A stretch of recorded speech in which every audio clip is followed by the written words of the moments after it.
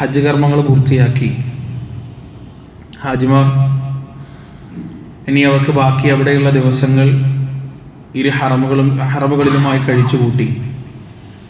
ചില നാടുകളിലേക്കെല്ലാമുള്ള ഹാജിമാർ തിരിച്ചു പോകുന്ന തിരക്കിലൊക്കെയാണ്. ഏതായാലും പരിശുദ്ധ ഇസ്ലാം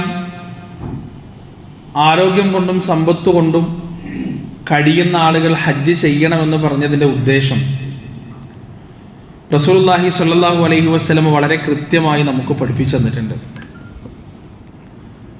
മബ്റൂറായ പുണ്യകരമായൊരു ഹജ്ജിൻ്റെ പ്രതിഫലം സ്വർഗമല്ലാതെ മറ്റൊന്നുമല്ല എന്നാണ് പ്രവാചകൻ നമുക്ക് പഠിപ്പിച്ചു തന്നിട്ടുള്ളത്. ആ വിഷയം നമ്മൾ ഈ മിമ്പറിൽ തന്നെ പറഞ്ഞതാണ്. ഹജ്ജിൻ്റെ എന്ന് മാത്രമല്ല, നമ്മുടെ ജീവിതത്തിൽ നമ്മൾ പ്രവർത്തിക്കുന്ന എല്ലാ പ്രവർത്തനങ്ങളുടെയും അന്തിമമായ ഉദ്ദേശം എന്ന് പറയുന്നത് സ്വർഗം നേടുക എന്നതാണ്. അതിൻ്റെ അപ്പുറത്തേക്ക് ഓരോ ലക്ഷ്യവും ഒരു മുസ്ലിമിനെ സംബന്ധിച്ചിടത്തോളം ഇല്ല. അവനവൻ്റെ കുടുംബത്തിന് വേണ്ടി ജോലി ചെയ്യുന്നത് പോലും, പണിയെടുക്കുന്നത് പോലും എന്തിനു വേണ്ടിയാണ്? അള്ളാഹുവിൻ്റെ വജ്ഹിലൂടെ സ്വർഗത്തിലേക്ക് എത്തിച്ചേരുന്നതിന് വേണ്ടിയാണ്. ഇന്ന് നിങ്ങളോട് പറയാനുള്ളത്, ആ സ്വർഗത്തിലേക്ക് നമുക്ക് പോകാൻ തടസ്സമായി നിൽക്കുന്ന 3 തടസ്സങ്ങളെ കുറിച്ചാണ്. എൻ്റെ ശബ്ദം ശ്രവിക്കുന്നവരിൽ സ്വർഗത്തിൽ പോകാൻ ആഗ്രഹിക്കുന്നവരുണ്ടെങ്കിൽ ഈ 3 തടസ്സങ്ങളെ കുറിച്ച് കൃത്യമായി നിങ്ങൾ അറിഞ്ഞിരിക്കണം, മനസ്സിലാക്കിയിരിക്കണം. കാരണം അത് അറിഞ്ഞിട്ടില്ലെങ്കിൽ ആ തടസ്സങ്ങൾ നമ്മെ സ്വർഗത്തെ തടയാൻ സാധ്യതയുണ്ട്. നമ്മുടെ തറവാട്ടിലേക്ക് തിരിച്ചു പോകുന്നതിൽ നിന്ന് ആ തടസ്സങ്ങൾ നമ്മെ വിലക്കാൻ സാധ്യതയുണ്ട്. പ്രധാനമായും 3 തടസ്സങ്ങളാണ് സ്വർഗത്തിലേക്ക് പോകുന്നതിൽ നിന്ന് മനുഷ്യനെ, മുഅ്മിനിനെ ബാധിക്കുക. അതിലൊന്നാമത്തത് 3 ഷീൻ എന്ന് വേണമെങ്കിൽ നമുക്ക് പറയാം. ഷീൻ, സീൻ, ഷീൻ, 3 ഷാ എന്ന അക്ഷരത്തിൻ്റെ 3 ഭാഗങ്ങൾ അതിന് വേണമെങ്കിൽ അതിനെ നമുക്ക് പറയാം. അതിലൊന്നാമത്തത് നമ്മളൊക്കെ ഒരുപാട് സംസാരിക്കാറുള്ള, ഒരുപാട് മുന്നറിയിപ്പ് നൽകാറുള്ള അശ്ശിർക്കു ബില്ലാഹ്, അള്ളാഹുവിൽ പങ്കുചേർക്കലാണ്. തൗഹീദ് നഷ്ടപ്പെട്ടു പോകലാണ്. ഒരു മനുഷ്യൻ എത്ര നന്മ ചെയ്താലും, എത്ര സുഹൃതങ്ങൾ ചെയ്താലും അവൻ്റെ ജീവിതത്തിൽ ശിർക്ക് സംഭവിച്ചു കഴിഞ്ഞാൽ, പ്രിയപ്പെട്ടവരെ, അവൻ്റെ എല്ലാ അമലും ബാത്തിലായിപ്പോയി. നമ്മൾ സാധാരണ പറയാറുണ്ട്, സലഫി മിമ്പറുകളിൽ എന്തിനാണ് ഇത്രയധികം ശിർക്കിനെ കുറിച്ച് പറയുന്നത്? എന്തിനാണ് തൗഹീദ് ഇത്രമാത്രം പറയുന്നത്? വേറെ എന്തെല്ലാം വിഷയങ്ങൾ പറയാനുണ്ട്. ശരിയാണ്, ഒരുപാട് വിഷയങ്ങൾ പറയാനുണ്ട്. ഒരുപാട് പാപങ്ങൾ നമ്മുടെ നാട്ടിൽ നിറഞ്ഞു നിൽക്കുകയും ചെയ്യുന്നുണ്ട്. പക്ഷേ ഈ പാപങ്ങളെക്കാൾ എല്ലാം വലുത് അല്ലാഹുവിൽ പങ്കുചേർക്കലാണ്.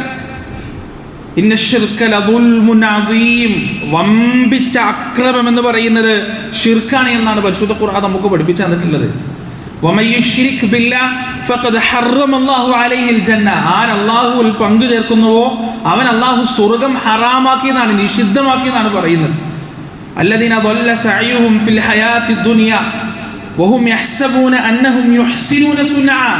ചില ആളുകൾ ദുനിയാവിൽ അങ്ങനെ പ്രവർത്തിച്ചുകൊണ്ടിരിക്കുകയാണ്, അധ്വാനിച്ചുകൊണ്ടിരിക്കുകയാണ്. എന്തൊക്കെ കഷ്ടപ്പാടാണ് അവർക്ക്.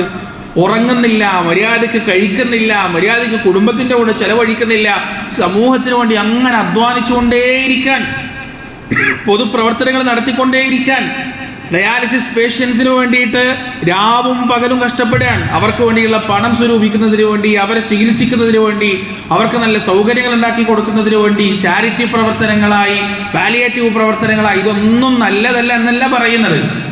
പക്ഷേ ഈ പ്രവർത്തനത്തിൻ്റെ കൂടെ നമുക്ക് തൗഹീദ് ഇല്ല എങ്കിൽ ഈ ദുനിയാവിൽ വെച്ച് തന്നെ ആ പ്രവർത്തനങ്ങൾ നഷ്ടപ്പെട്ടു. അതായത് ദുനിയാവിൽ കിട്ടും. സാധാരണ നമ്മൾ പറയാറുണ്ടല്ലോ, ഈ ദുനിയാവിൽ നല്ല നല്ല കാര്യങ്ങളൊക്കെ ചെയ്യുന്ന ആളുകൾ സാധാരണ പറയാറുണ്ട്, നമ്മളൊക്കെ മരിച്ചു കഴിഞ്ഞാൽ നമ്മൾ ഓർക്കാൻ എന്തെങ്കിലും ചില നല്ല കാര്യങ്ങളൊക്കെ വേണ്ടേ, അതവർക്ക് കിട്ടും, ഒരു സംശയമില്ല. അവർ പ്രവർത്തിച്ചതിന്, അവർ ദാനം കൊടുത്തതിന്, അവരെ പരിശ്രമിച്ചതിന്, കഷ്ടപ്പെട്ടതിന് സൽപ്പേര് പടച്ചോ നന്നായിട്ട് കൊടുക്കും. കാരണം അല്ലാഹു ദാലിമല്ല, അല്ലാഹു ഒരിക്കലും ദുൽമ ചെയ്യൂല. പക്ഷെ പരലോകത്തെ സംബന്ധിച്ചിടത്തോളം അവർക്ക് ഒന്നും ബാക്കിയാവുകയില്ല എന്നാണ് ഷിർക്കിനെ സംബന്ധിച്ച് പഠിപ്പിച്ചെടുത്ത് പരിശുദ്ധ ഇസ്ലാം പഠിപ്പിക്കുന്നത്. അതുകൊണ്ട് പ്രിയപ്പെട്ടവരെ, നമ്മുടെ ജീവിതത്തിൽ നമ്മെ സ്വർഗത്തിൽ നിന്ന് തടയുന്ന ഒന്നാമത്തെ വിഷയം എന്ന് പറയുന്നത് ഷിർക്കാണ്. രണ്ടാമത്തെ വിഷയം എന്താണ്? അതേ അക്ഷരത്തിൽ തന്നെ തുടങ്ങുന്ന ശൈത്താനാണ് നമ്മെ സ്വർഗത്തിൽ നിന്ന് തടയുന്ന രണ്ടാമത്തെ വസ്തുത എന്ന് നമ്മൾ മനസ്സിലാക്കേണ്ടതുണ്ട്. പരിശുദ്ധ ഖുർആനിൽ സൂറത്തു ഇസ്രാഇന്റെ 64-ാമത്തെ ആയത്തിൽ 64-65 ആയത്തുകളിൽ അല്ലാഹു സുബ്ഹാനഹു വ തആല പിശാചിനെ കുറിച്ച് വളരെ വ്യക്തമായി എന്തൊക്കെയാണ് അവൻ ചെയ്യാൻ പോകുന്നത്, പ്രവർത്തിക്കാൻ പോകുന്നത് വളരെ വ്യക്തമായി നമുക്ക് പഠിപ്പിച്ചു തന്നിട്ടുണ്ട്. അല്ലാഹു പിശാചിനോട് പറയാണ്, എന്താണ്?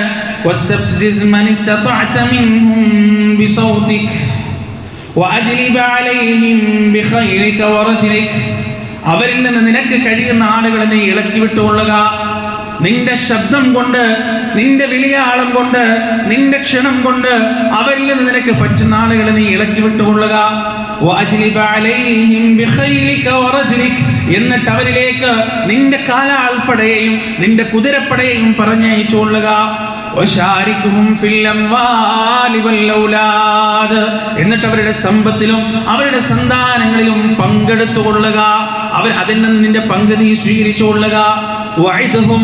എന്നിട്ട് അവർക്ക് വാഗ്ദാനം നൽകുകയും ചെയ്യുക. വമാ യഇദുഹുമുശ് ശൈത്താനു ഇല്ലാ ഗുറൂറാ. പിശാചിന്റെ വാഗ്ദാനം എന്ന് പറയുന്നത്, പിശാചിന്റെ വഅദ എന്ന് പറയുന്നത് അങ്ങേയറ്റത്തെ വഞ്ചനയല്ലാതെ മറ്റൊന്നുമല്ല. എന്നിട്ടല്ല പറയുകയാണ്, ഇബ്ലീസിനോട് പറയുകയാണ്, ശൈത്താനോട് പറയുകയാണ്, ഇന്ന ഇബാദി, നിശ്ചയം എൻ്റെ അടിമകളുണ്ടല്ലോ, എൻ്റെ അടിയാറുകളുണ്ടല്ലോ, ലൈസ ലക അലൈഹിം സുൽത്താൻ. അവരിൽ നിനക്കൊരു അധികാരവുമില്ല കേട്ടോ, അവരിൽ നിനക്കൊരു സ്വാധീന ശക്തിയുമില്ല. അവരെ നിനക്ക് പാട്ടിലാക്കാനുള്ള അധികാരം ഞാൻ നിനക്ക് തന്നിട്ടില്ല. പ്രിയപ്പെട്ടവരെ, അല്ലാഹു സുബ്ഹാനഹു വ തആല പരിശുദ്ധ ഖുർആനിൽ മറ്റൊരിടത്ത് പറഞ്ഞിട്ടുണ്ട്, ഇല്ലാ മനിത്തബഅക മിനൽ ഗാബീൻ. തോന്നിയവാസിയായ രീതിയിൽ നിന്നെ പിൻപറ്റുന്നവരിലല്ലാതെ നിനക്ക് അധികാരമില്ല, നിനക്ക് സ്വാധീന ശക്തിയില്ല എന്ന് റബ്ബ് സുബ്ഹാനഹു വ തആല പറയുകയാണ്. എത്ര വ്യക്തമായിട്ടാണ് പടച്ച റബ്ബ് പരിശുദ്ധ ഖുർആനിൽ പിശാചിന് കൊടുത്ത അധികാരങ്ങളെ കുറിച്ച് സംസാരിച്ചത്, പിശാചിന് കൊടുത്ത സ്വാധീന ശക്തിയെ കുറിച്ച് സംസാരിച്ചത്. ഈ സ്വാധീന ശക്തി, പിശാചിന്റെ ഈ വിളിയാളത്തെ കുറിച്ച്, പിശാചിന്റെ ഈ ശബ്ദത്തെ കുറിച്ച് എപ്പോഴാണ് നമുക്ക് കൃത്യമായി മനസ്സിലാകുക? പരിശുദ്ധ ഖുർആനിൽ സൂറത്ത് ഇബ്രാഹിമിൽ റബ്ബ് സുബ്ഹാനഹു വ തആല നരകത്തിൽ വെച്ച് ശൈത്താൻ നടത്തുന്ന ഒരു സംസാരത്തെ കുറിച്ച് പറഞ്ഞു തരുന്നുണ്ട്. ഈ സംസാരം സൂറത്ത് ഇബ്രാഹിമിലെ ഈ ആയത്തും അതുപോലെ തന്നെ ഞാൻ ഓതി വെച്ച സൂറത്ത് ഇസ്രായിലെ ഈ ആയത്തും തമ്മിൽ ഒരുമിച്ച് വായിക്കാൻ കഴിയണം. ഈ രണ്ട് ആയത്തുകളും തമ്മിൽ ഒരുമിച്ചെടുത്തുകൊണ്ട് അതിൻ്റെ അർത്ഥങ്ങൾ വായിച്ചാൽ അക്ഷരാർത്ഥത്തിൽ നമ്മൾ ഞെട്ടിപ്പോവും, നമ്മൾ പേടിച്ചു പോവും. എന്താ ശൈത്താൻ അവിടെ നിന്ന് പറയുന്നത്, നരകത്ത് നിന്ന് പറയുന്നത്? വഖാല ശൈത്താൻ, ഇബ്ലീസ് പറയുകയാണ്, ലമ്മാ ഖുദിയൽ അംർ, കാര്യങ്ങൾ മുഴുവൻ തീരുമാനിക്കപ്പെട്ട് കഴിയുമ്പോൾ, ഇന്നല്ലാഹ വഅദകും വഅദൽ ഹഖ്, അള്ളാഹു നിങ്ങൾക്ക് സത്യമായ വാഗ്ദാനം നൽകിയിരിക്കുന്നു, അള്ളാഹുവിന്റെ വാഗ്ദാനം പുലരുകയും ചെയ്തിരിക്കുന്നു. വവഅദ്തുകും, ഞാൻ നിങ്ങൾക്ക് വാഗ്ദാനം നൽകി. ഫഅഖ്ലഫ്തുകും, ഞാൻ ഇതാത് ലംഘിക്കുകയും ചെയ്തു. പ്രിയപ്പെട്ടവരെ, സൂറത്ത് ഇസ്രായിലിന്റെ ആയത്തിലേക്ക് ഒന്ന് നോക്ക്. അള്ളാഹു എന്താ ഇബ്ലീസിന് കൊടുത്ത അനുമതി? വഇദ്ഹും, നീ വാഗ്ദാനം കൊടുക്കുക, നീ വായന കൊടുക്കുക. ഇബ്ലീസ് എന്താ അവിടെ പറയുന്നത്? വവഅദ്തുകും, അള്ളാഹ് എനിക്ക് അനുവാദം നൽകിയതനുസരിച്ച് ഞാൻ നിങ്ങൾക്ക് വാഗ്ദാനം നൽകി. ഒട്ടനവധി വാഗ്ദാനങ്ങൾ നൽകി. പിശാച് നൽകുന്ന വാഗ്ദാനങ്ങൾ എന്തൊക്കെയാണ്? ലിബറലിസം പിശാചിന്റെ വാഗ്ദാനമാണ്, LGBTQ ആക്ടിവിസം പിശാചിന്റെ വാഗ്ദാനമാണ്, ഷിർക്ക് പിശാചിന്റെ വാഗ്ദാനമാണ്, ബിദ്അത്ത് പിശാചിന്റെ വാഗ്ദാനമാണ്. ഈ പറയുന്ന വാഗ്ദാനങ്ങളിലൂടെയാണ് മനുഷ്യന്റെ യഥാർത്ഥത്തിലുള്ള മോചനം എന്നവനെ പറഞ്ഞു പറ്റിക്കുന്നതിലാണ് പിശാചിന്റെ വിജയം, ഇബ്ലീസിന്റെ വിജയം എന്ന് നമ്മൾ മനസ്സിലാക്കേണ്ടതുണ്ട്. ഈ വാഗ്ദാനം ഇന്നും ഇന്നലെയും തുടങ്ങിയതല്ല. നമ്മുടെ ഉപ്പാപ്പ ആദം അലൈഹിസ്സലാത്തു വസ്സലാമിന്റെ കാലഘട്ടം തൊട്ട് തുടങ്ങിയതാണ് ഈ വാഗ്ദാനം. ഈ വാഗ്ദാനം എങ്ങനെയാണ് അവൻ തുടങ്ങിയത്? ആദം അലൈഹിസ്സലാത്തു വസ്സലാമിനോടും ഹവ്വാ ബീവിയോടും ഒരു മരത്തിന്റെ അടുത്തേക്ക് പോകരുത് എന്ന് അള്ളാഹു പറഞ്ഞപ്പോ ഇബ്ലീസ് വന്നിട്ട് എന്താ പറഞ്ഞത്? وقال ما نهاكما عن هذه الشجرة إلا أن تكونا ملكين أو تكونا من الخالدين. ആദമേ ഹവ്വ, നിങ്ങൾ രണ്ടാളെയും ഈ മരത്തിന്റെ അടുത്തേക്ക് പടച്ചോൻ പോണ്ടാന്ന് പറഞ്ഞത് എന്തിനു വേണ്ടിയാണെന്നറിയോ?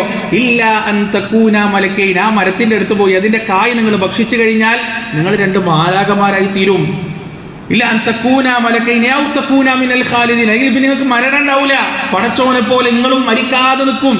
അതുകൊണ്ടാണ് ആ മരത്തിന്റെ അടുത്തേക്ക് നിങ്ങൾ പോകരുത് എന്ന് അള്ളാഹു നിങ്ങളോട് പറഞ്ഞത് എന്ന് ഇബ്ലീസ് വന്ന് വാഗ്ദാനം ചെയ്യാൻ. അതെന്താണ് വാഗ്ദാനം ചെയ്യുന്നത്? ഈ മരത്തിന്റെ കായ് നിങ്ങൾ പറിച്ചു തിന്നാൽ നിങ്ങൾക്ക് പിന്നെ ഒരിക്കലും മരണം സംഭവിക്കൂല, നിങ്ങൾ 2 മാലാഖമാരാവുകയും ചെയ്യുമെന്ന് ഇബ്ലീസ് ആ വാഗ്ദാനം അന്ന് തുടങ്ങിയതാണ്. എന്നിട്ട് ഇബ്ലീസ് എന്ത് പറഞ്ഞു? വഖാസമഹുമാ ഇന്നി ലകുമാ ലമിനൻ നാസിഹീൻ. ഇബ്ലീസ് അവർ രണ്ടാളും സത്യം ചെയ്തു. എന്താ സത്യം ചെയ്തത്? ഇന്നി ലകുമാ ലമിനൻ നാസിഹീൻ, ഞാൻ നിങ്ങളെ ഗുണകാംക്ഷയാണ് കേട്ടോ, നിങ്ങളെ നന്മ ആഗ്രഹിക്കുന്ന ഒരാളാണ് ഞാൻ, അതുകൊണ്ട് നിങ്ങളത് പറിച്ചു തിന്നോന്ന് 2 വാഗ്ദാനങ്ങളാണ് കൊടുത്തത്. ഇനി ആദം നബിയുടെ കാലഘട്ടം കഴിഞ്ഞ് നേരെ 2024 വന്നു നോക്കുക. 2024 ജൂൺ മാസത്തിൽ നമ്മൾ ജീവിക്കുമ്പോൾ പ്രിയപ്പെട്ടവരെ, എന്തെല്ലാം വാഗ്ദാനങ്ങളാണ് പിശാച് കൊടുക്കുന്നത്? ഒന്ന്, മനുഷ്യന്റെ ആത്യന്തികമായ മോചനം, മനുഷ്യന്റെ ആത്യന്തികമായ പുരോഗമനത്തിന്റെ പാരമ്യം. ഇതെല്ലാം നേടിയെടുക്കണമെങ്കിൽ ഏതിലൂടെ സാധിക്കുള്ളൂ? ലിബറലിസത്തിലൂടെ മാത്രമേ സാധിക്കുള്ളൂ. ഒരു പെണ്ണ് സ്വതന്ത്ര എന്ന് പറയണമെങ്കിൽ, അവൾ പുരോഗമനക്കാരി എന്ന് പറയണമെങ്കിൽ, അവളുടെ ശരീരത്തിന്റെ നഗ്നത മറ്റുള്ളവരുടെ മുന്നിൽ കാണിക്കാൻ അവൾ തയ്യാറായാൽ മാത്രമേ അവൾ സ്വതന്ത്രയാവുന്നുള്ളൂ. അവർ പുരോഗമനം നേടിയ ആളാവണമെങ്കിൽ ഇത് ചെയ്യണവൾ. എന്നാൽ അപ്പോൾ നിങ്ങൾ ആലോചിച്ച് നോക്കൂ, പർദ്ദയിട്ട് നിക്കാബിട്ട് നടക്കുന്ന ഒരു പെണ്ണിനെ സംബന്ധിച്ചിടത്തോളം ആ പെണ്ണ് പിന്തിരിപ്പംകാരിയാണ്. ആ പെണ്ണ് 6-ാം നൂറ്റാണ്ടിലെ പ്രാകൃതമായ മതത്തിനെ വഹിക്കുന്ന ആളാണ് എന്നാണ് പൊതുബോധം എന്ന് നിലക്കുന്നത്. അപ്പൊ പിശാച് വാഗ്ദാനം ചെയ്യാണ്, ഇതാണ് നിങ്ങളുടെ യഥാർത്ഥത്തിലുള്ള മോചനം, ഇതാണ് യഥാർത്ഥത്തിലുള്ള പുരോഗമനം, ഇതാണ് മനുഷ്യൻ രക്ഷപ്പെടാനുള്ള യഥാർത്ഥത്തിലുള്ള മാർഗം, അല്ലാണ്ട് മതമല്ല. മതം എന്ന് പറയുന്നത് മനുഷ്യനെ നശിപ്പിക്കാനുള്ളതാണ്, മനുഷ്യരെ തമ്മിലടിപ്പിക്കാനുള്ളതാണ് എന്ന് പറഞ്ഞു വാഗ്ദാനം ചെയ്യാൻ. എന്നിട്ട് അവർ ഇട്ടിരിക്കുന്ന പരിവേഷം ഏതാണ്? മനുഷ്യകുലത്തിന്റെ വിമോചകർ, ഞങ്ങളാണ് മനുഷ്യകുലത്തിന്റെ യഥാർത്ഥ വിമോചകർ എന്ന ആ കുപ്പായവും ഇട്ടിട്ട് ഈ പൊള്ള വാഗ്ദാനങ്ങൾ നൽകി ഇന്നും മനുഷ്യരെ ഇങ്ങനെ വഴിപിഴപ്പിച്ചുകൊണ്ടേയിരിക്കുകയാണ്. പ്രിയപ്പെട്ടവരെ, ഇതാരുടെ ശബ്ദമാണ്? ഇത് പിശാചിന്റെ ശബ്ദമാണ്, ഇത് ശൈത്താന്റെ ശബ്ദമാണ്. നമ്മൾ ഈ കാണുന്ന മ്യൂസിക്കുകളാകട്ടെ, പാട്ടുകളാകട്ടെ, സിനിമകളാകട്ടെ, സീരിയലുകളാകട്ടെ, റീൽസുകളാകട്ടെ, റിയാലിറ്റി ഷോകളാകട്ടെ, ഇന്റർനെറ്റുകളിൽ നിറഞ്ഞു നിൽക്കുന്ന മനുഷ്യനെ വലവിരിച്ച് കാത്തു നിൽക്കുന്ന സകലതും പിശാചിന്റെ ശബ്ദമാണ്. നമ്മെ പാട്ടിലാക്കാൻ വേണ്ടി അള്ളാഹു അവൻ അനുമതി കൊടുത്ത ശബ്ദമാണ്, അവന്റെ വലകളാണ് നമ്മൾ തിരിച്ചറിയേണ്ടതുണ്ട്. അവനത് അവിടെ വെച്ച് പറയുന്നു, ഞാനിതാ നിങ്ങൾക്ക് വാഗ്ദാനം നൽകി, ഞാനത് ലംഘിക്കുകയും ചെയ്തു. എന്നിട്ട് അവൻ അവിടെ വെച്ച് നടത്തുന്ന ഒരു സമ്മതമുണ്ട്. എന്താണ് സമ്മതം എന്നറിയോ? ഖുർആൻ പറയാൻ, വമാ കാന ലീ അലൈക്കും മിൻ സുൽത്താനിൻ ഇല്ലാ അൻ ദഅൗതുകും, എനിക്ക് നിങ്ങളിൽ ഒരു അധികാരവും ഉണ്ടായിട്ടില്ല. സുബ്ഹാനല്ലാഹ്. അല്ലാഹ് ഇബ്ലീസിനോട് പറഞ്ഞത് എന്താണ്? ഇന്ന ഇബാദി ലൈസ ലക അലൈഹിം സുൽത്താൻ, എൻ്റെ അടിമകളിൽ നിനക്കൊരു തരത്തിലുള്ള അധികാരവുമില്ല. അത് പിശാച് നരകത്തിൽ വെച്ച് സമ്മതിക്കുകയാണ്. വമാ കാന ലീ അലൈക്കും മിൻ സുൽത്താൻ, എനിക്ക് നിങ്ങളിൽ ഒരു അധികാരവുമില്ല. ഇല്ലാ അൻ ദഅൗതുകും, നിങ്ങളെ വിളിക്കുക എന്നതല്ലാതെ. നിങ്ങളെ വിളിക്കാൻ എനിക്ക് കഴിഞ്ഞിരുന്നു, തെറ്റിലേക്ക്, വ്യഭിചാരത്തിലേക്ക്, മദ്യപാനത്തിലേക്ക്, ശിർക്കിലേക്കെല്ലാം വിളിക്കാനുള്ള സമ്മതം അല്ലാഹു എനിക്ക് തന്നിട്ടുണ്ട്. പക്ഷേ നിങ്ങളിൽ ഒരു അധികാരവും റബ്ബ് സുബ്ഹാനഹു വ തആല എനിക്ക് തന്നിട്ടില്ല എന്ന് കൃത്യമായി പിശാച് അവിടെ പറഞ്ഞു വെക്കാണ്. എന്നിട്ട് ഇബ്ലീസ് പറയുന്നു, ഫസ്തജബതും ലീ, നിങ്ങൾ എനിക്ക് ഉത്തരം നൽകി, നിങ്ങൾ എനിക്ക് മറുപടി നൽകി. ഫലാ തലൂമൂനി വലൂമു അൻഫുസകും, അതുകൊണ്ട് നിങ്ങൾ എന്നെ കുറ്റപ്പെടുത്തരുത്, നിങ്ങളെ തന്നെ കുറ്റപ്പെടുത്തിയാൽ മതി എന്ന് പറഞ്ഞ് പിശാച് കഴിയുന്ന രംഗമുണ്ട്. അതുകൊണ്ട് പ്രിയപ്പെട്ടവരെ, നാം സ്വർഗത്തിലേക്ക് പോകാനുള്ള നമ്മുടെ 2ാമത്തെ തടസ്സം എന്ന് പറയുന്നത് ശൈത്താനാണ്. നമ്മുടെ സ്വർഗത്തിലേക്കുള്ള പ്രയാണത്തിലെ 3ാമത്തെ തടസ്സം നമ്മൾ തന്നെയാണ്, നമ്മുടെ ഷഹവാത്തുകളാണ്. ഒട്ടനവധി ഷഹവാത്തുകളാൽ ചുറ്റപ്പെട്ടതാണ് നമ്മുടെ ജീവിതം എന്ന് പറയുന്നത്. അള്ളാഹു പറയുന്നുണ്ട്, സുയ്യിന ലിന്നാസി ഹുബ്ബുശ് ഷഹവാത്ത്, ഷഹവാത്തുകളോടുള്ള ഇഷ്ടം മനുഷ്യന് വലിയ അലങ്കാരമായി തോന്നിക്കപ്പെട്ടിരിക്കുകയാണ്. എന്നിട്ട് എന്തൊക്കെയാണ് ഷഹവാത്ത് എന്ന് അള്ളാഹു പറയാണ്? മിനൻ നിസാഇ വൽ ബനീന വൽ ഖനാതീരിൽ മുഖന്തറതി മിനൽ ദഹബി വൽ ഫിദ്ദതി വൽ ഖൈലിൽ മുസവ്വമതി വൽ അൻആമി വൽ ഹർസ് ദാലിക മതാഉൽ ഹയാത്തി ദുനിയ. ഒന്നാമത്തേത് പെണ്ണാണ്, സമ്പത്താണ്, സന്താനങ്ങളാണ്, വാഹനങ്ങളാണ്. ഇവിടെ അള്ളാഹു തുടങ്ങും തന്നെ നിസാ എന്ന് പറഞ്ഞിട്ടാണ്. നിസാ എന്നാൽ സ്ത്രീകൾ എന്ന് മാത്രമല്ല അവിടെ അർത്ഥം, ലൈംഗികത എന്നാണ് അവിടെ ഉദ്ദേശിക്കുന്നത്. മനുഷ്യന്റെ ശാരീരിക ഇച്ഛ എന്നതുകൊണ്ടാണ് അവിടെ അള്ളാഹു സുബ്ഹാനഹു വ തആല ഉദ്ദേശിക്കുന്നത്. ഏറ്റവും കൂടുതൽ വഴിതെറ്റിക്കൊണ്ടിരിക്കുന്ന പ്രായഭേദമന്യേ, പ്രായ വ്യത്യാസമില്ലാതെ ആണും പെണ്ണും വഴിതെറ്റിക്കൊണ്ടിരിക്കുന്ന ഒരു മാർഗം ഇതുതന്നെയാണ് പ്രിയപ്പെട്ടവരെ. 40ഉം 50ഉം കഴിഞ്ഞ വീട്ടമ്മമാർ പോലും വഴിതെറ്റിക്കൊണ്ടിരിക്കുന്നു. അവർ പഴയ കാലത്ത് പഠിച്ച പ്രീ ഡിഗ്രിക്കും 10ാം ക്ലാസ്സിലൊക്കെ ഒരുമിച്ച് പഠിച്ച ആ ആളുകളുമായി ഒരുമിച്ച് ഓൾഡ് സ്റ്റുഡൻസ് ഗ്യാതറിങ്ങിലൂടെയൊക്കെ പഴയ ബന്ധങ്ങളൊക്കെ പുതുക്കി. കണ്ണൂർ ജില്ലയിലൊക്കെ ഈ അടുത്ത കാലത്ത് കണ്ടല്ലോ എത്ര ഒളിച്ചോട്ടങ്ങളാണ്, എത്ര കുടുംബമാണ് ശിഥിലമായിക്കൊണ്ടിരിക്കുന്നത്. പ്രായഭേദമന്യേ മനുഷ്യനെ ബാധിക്കുന്നൊരു രോഗം. അതുകൊണ്ടാണ് റസൂലുള്ളാഹി സ്വല്ലല്ലാഹു അലൈഹി വസല്ലമ വ്യഭിചാരത്തെ അത്രമാത്രം സൂക്ഷിക്കണം എന്ന് പറഞ്ഞത്. ഖുർആൻ വ്യഭിചാരത്തെക്കുറിച്ച് സംസാരിക്കുമ്പോൾ എന്താ പറഞ്ഞത്? വ്യഭിചരിക്കരുതെന്ന് പറഞ്ഞിട്ടില്ലല്ലോ. വലാ തഖ്റബു സിന, സിനയിലേക്ക് അടുക്കരുതെന്നാണ് പറഞ്ഞത്, വ്യഭിചാരത്തിലേക്ക് അടുക്കരുതെന്നാണ് പറഞ്ഞത്. അതിൻ്റെ അർത്ഥം എന്താണ്? നിങ്ങൾ അതിന് സാധ്യതയുള്ള സാഹചര്യങ്ങളിൽ നിങ്ങൾ എത്തിപ്പെട്ടാൽ നിങ്ങൾ ഒരുപക്ഷെ നിങ്ങൾക്ക് തന്നെ നിയന്ത്രിക്കാൻ പറ്റിക്കൊള്ളുന്നില്ല. അതുകൊണ്ട് ആ സാഹചര്യത്തിലേക്ക് എത്തുന്നതിൽ നിന്ന് മാറി നിൽക്കണമെന്നാണ് അല്ലാഹു സുബ്ഹാനഹു വ തആല പറഞ്ഞത്. അത് നമ്മുടെ വിഷയത്തിൽ മാത്രമല്ല, നമ്മുടെ മക്കളുടെ വിഷയത്തിലും. പ്രിയപ്പെട്ടവരെ, നമ്മുടെ മക്കൾക്ക് വേണ്ടി നാം പഠനങ്ങൾ തിരഞ്ഞെടുക്കുമ്പോൾ, പഠിക്കാനുള്ള ക്യാമ്പസുകൾ തിരഞ്ഞെടുക്കുമ്പോൾ, പഠിക്കാനുള്ള കോഴ്സുകൾ തിരഞ്ഞെടുക്കുമ്പോൾ, പഠിക്കാനുള്ള സ്ഥലങ്ങൾ തിരഞ്ഞെടുക്കുമ്പോൾ അവരെ വ്യഭിചാരത്തിലേക്ക് പോകാൻ സാധ്യതയുണ്ടോ എന്ന് കൃത്യമായി പരിശോധിച്ചിട്ട് വേണം നമ്മൾ ആ സ്ഥലങ്ങളും ആ ക്യാമ്പസും ആ കോഴ്സും തിരഞ്ഞെടുക്കാൻ. അല്ലെങ്കിൽ നമ്മൾ അതിനവർക്ക് വഴിവെച്ച് കൊടുക്കുന്നത് പോലെ ആയിപ്പോവും. നമ്മൾ മനസ്സിലാക്കണം കൃത്യമായിട്ട്. അള്ളാഹു നമ്മെ ഏൽപ്പിച്ച വലിയ ഉത്തരവാദിത്തമാണ് നമ്മുടെ മക്കൾ എന്ന് പറയുന്നത്. അടുത്ത തലമുറയാണവർ. കുറച്ചൊക്കെ അവർക്ക് പ്രയാസവും ബുദ്ധിമുട്ടൊക്കെ ഉണ്ടായാലും അള്ളാഹു ഇഷ്ടപ്പെടാത്തൊരു വഴിയിലേക്ക് വഴിയിൽ നിന്ന് അവരെ തടഞ്ഞു വെക്കുക എന്നത് മാതാപിതാക്കളുടെ ബാധ്യതയാണെന്ന് മനസ്സിലാക്കുക. നമ്മുടെ ഷഹവാത്തുകളാണ് സ്വർഗത്തിൽ നിന്ന് നമ്മെ തടയുന്ന ഏറ്റവും വലിയ വസ്തുത എന്ന് നമ്മൾ മനസ്സിലാക്കുക. നമ്മൾ തന്നെയാണ് നമ്മളെ തടഞ്ഞുകൊണ്ടിരിക്കുന്നത്. നമ്മൾ തന്നെയാണ് നമ്മൾ സ്വർഗത്തിൽ നിന്ന് പിറകോട്ട് വലിച്ചുകൊണ്ടിരിക്കുന്നത്. യൂസുഫ് അലൈഹി സ്വലാത്തു വസ്സലാമിനെ വശീകരിക്കാൻ ശ്രമിച്ച അദ്ദേഹത്തിന്റെ യജമാനന്റെ ഭാര്യ അവസാനം കുറ്റസമ്മതം നടത്തുന്നുണ്ട്. ആ കുറ്റസമ്മതം നടത്തിയിട്ട് അവർ പറയുന്നൊരു വാക്ക് പരിശുദ്ധ ഖുർആനിൽ അല്ലാഹു സുബ്ഹാനഹു വ തആല പറഞ്ഞിരുന്നത് എന്താണ്? വമാ ഉബർരിഉ നഫ്സി ഇന്ന നഫ്സ ലഅമ്മാറത്തും ബിസ്സൂ. ഞാൻ എൻ്റെ ശരീരത്തെ, ഞാൻ എൻ്റെ സ്വന്തത്തെ വലിയ നന്മവൽക്കരിക്കുന്നൊന്നുമില്ല. ഇന്ന നഫ്സ ലഅമ്മാറത്തും ബിസ്സൂ. എല്ലാ നഫ്സുകളും എല്ലാ ശരീരങ്ങളും തെറ്റിലേക്ക് ഇങ്ങനെ ചാഞ്ഞുകൊണ്ടിരിക്കും. തെറ്റിലേക്ക് ഇങ്ങനെ കൽപ്പിച്ചുകൊണ്ടേയിരിക്കും, പിടിച്ചു വലിച്ചുകൊണ്ടേയിരിക്കുമെന്ന് അവർ അന്ന് രാജാവിൻ്റെ മുന്നിൽ കുറ്റസമ്മതം നടത്തുന്ന സമയത്ത് പറഞ്ഞതാണ്. കാരണം അവരുടെ ജീവിത സാഹചര്യങ്ങളിലൂടെ അവർക്ക് മനസ്സിലായതാണ്, തിരിച്ചറിഞ്ഞതാണത് എന്ന് നമ്മൾ മനസ്സിലാക്കുക. അല്ലാഹു സുബ്ഹാനഹു വ തആല ഈ 3 തടസ്സങ്ങളെയും മറികടന്നുകൊണ്ട്, ശിർക്കാകുന്ന വലിയ പാതകത്തെ മറികടന്ന്, പിശാചാകുന്ന വലിയ പ്രലോഭന ശക്തിയെ മറികടന്നുകൊണ്ട്, ഷഹവാത്താകുന്ന വലിയ തടസ്സത്തെ മറികടന്നുകൊണ്ട്, നമ്മുടെ ഉമ്മയും വാപ്പയും ദുനിയാവിലേക്ക് യാത്രയായ നമ്മുടെ പ്രിയപ്പെട്ട തറവാട്ടിലേക്ക്, ആ സുന്ദരമായ സ്വർഗത്തിന്റെ പറുദീസയിലേക്ക് തിരിച്ചു പോകാൻ റബ്ബ് സുബ്ഹാനഹു വ തആല നമുക്കേവർക്കും തൗഫീഖ് നൽകുമാറാകട്ടെ. വനസ്തഗ്ഫിറുല്ലാഹ ലി വലക്കും വഅൻ ജമീഇൽ മുസ്ലിമീന അജ്മഈൻ വസ്തഗ്ഫിറൂഹു ഇന്നഹു ഹുവൽ ഗഫൂറുർ റഹീം.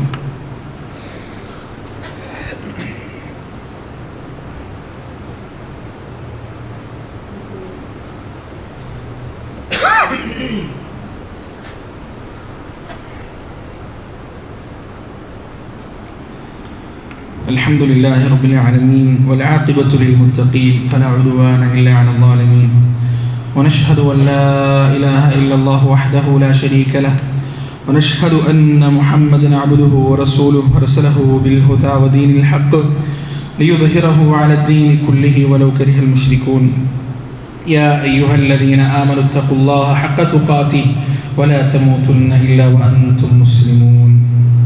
ഒരിക്കൽ കൂടി അള്ളാഹുവിനെ സൂക്ഷിച്ച് ജീവിക്കണേ എന്ന് പ്രിയപ്പെട്ട വിശ്വാസികളെ എന്നോടും നിങ്ങളോടും വസിയത്ത് ചെയ്യുകയാണ്. 2 കാര്യങ്ങളാണ് ഈ 2ാമത്തെ ഖുതുബയിൽ നിങ്ങളെ ഓർമ്മിപ്പിക്കാനുള്ളത്. ഒന്നാമത്തേത്, നമ്മുടെ ഈ പള്ളിയുടെ സ്ഥിരം സാന്നിധ്യമായ, ഈ പള്ളിയുടെ സ്ഥിരം സാന്നിധ്യമായ ചില മുഖങ്ങളുണ്ട്. ആ മുഖങ്ങളിൽ ഒരു മുഖം ഇന്ന് നമ്മുടെ കൂടെയില്ല. നമ്മുടെ അസീസ്ക 5 വക്തും കൃത്യമായി പള്ളിയിൽ നമ്മോടൊപ്പം ഉണ്ടായിരുന്ന, നമ്മുടെ ഈ പള്ളിയുടെ ഒരു കാരണവർ എന്നൊക്കെ പറയാൻ പറ്റുന്ന ഒരു മനുഷ്യൻ.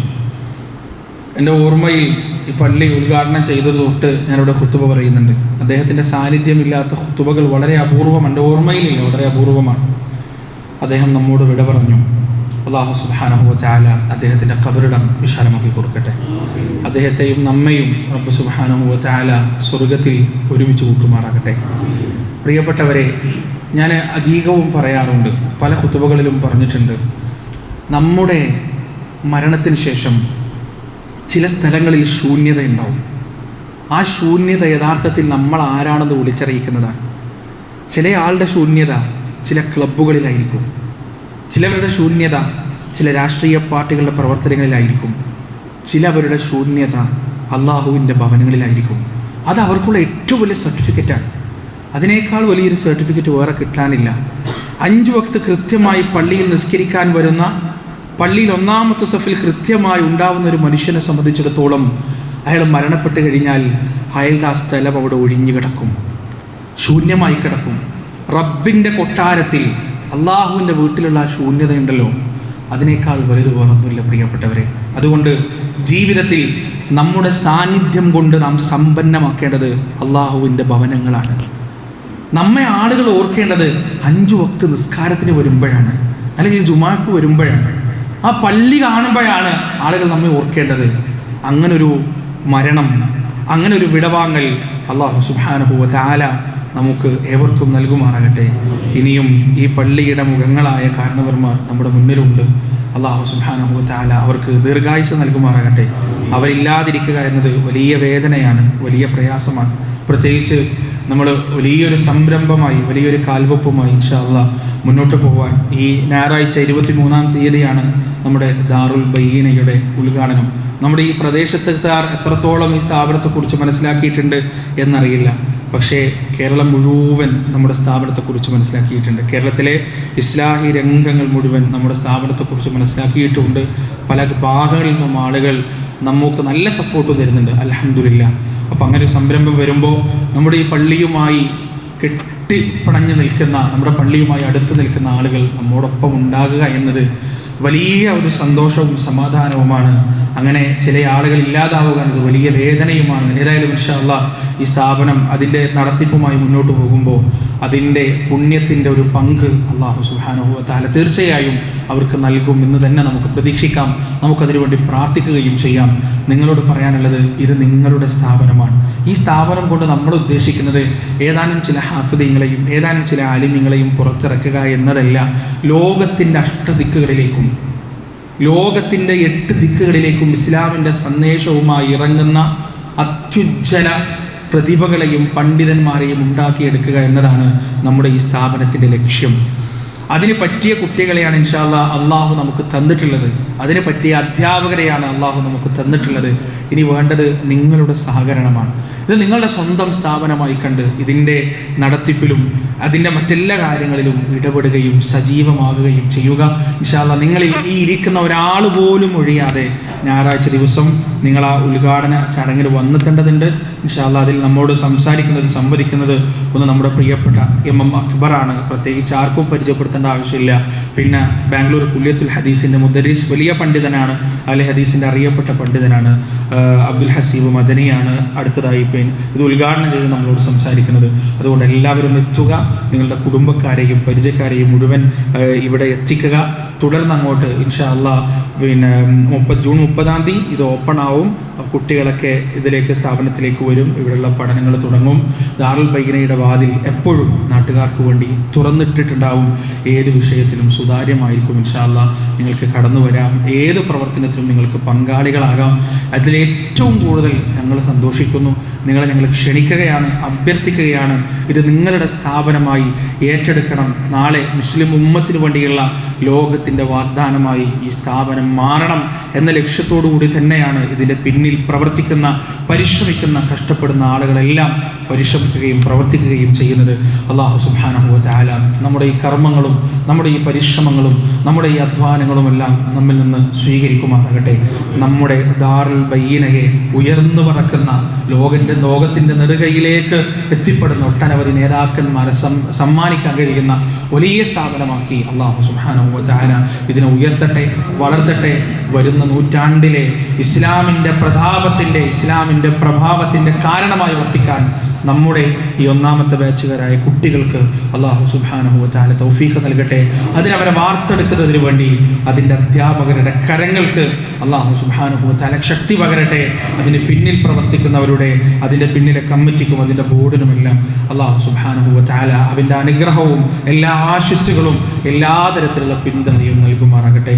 റബ്ബേ, ഞങ്ങൾ നീ സ്വീകരിക്കണേ അല്ലാ, ഞങ്ങളെ നീ സഹായിക്കണേ റബ്ബേ. ഈ സ്ഥാപനത്തെ നീ സ്വീകരിക്കുകയും സഹായിക്കുകയും സംരക്ഷിക്കുകയും ചെയ്യണേ അല്ലാ. ഇതിൻ്റെ അവസാനത്തെ ലക്ഷ്യം വരെ ഇതിൻ്റെ കൂടെ നിൽക്കാനും ഇതിൻ്റെ ലക്ഷ്യത്തിലേക്ക് എത്തിക്കാനും ഞങ്ങൾക്ക് നീ തൗഫീഖ് നൽകുകയും ചെയ്യണേ അല്ലാ. اللهم اعز الاسلام والمسلمين اللهم اعز الاسلام والمسلمين اللهم اعز الاسلام والمسلمين واذل الشرك والمشركين اللهم اغفر للمؤمنين والمؤمنات والمسلمين والمسلمات الاحياء منهم والاموات انك مجيب الدعوات يا قاضي الحاجات. ربنا ظلمنا انفسنا وان لم تغفر لنا وترحمنا لنكونن من الخاسرين. ربنا آتنا في الدنيا حسنة وفي الآخرة حسنة وقنا عذاب النار. ربنا تقبل منا إنك أنت السميع العليم وتب علينا إنك أنت التواب الرحيم. وصلى الله على نبينا محمد وعلى آله وأصحابه ومن تبعهم بإحسان إلى يوم الدين.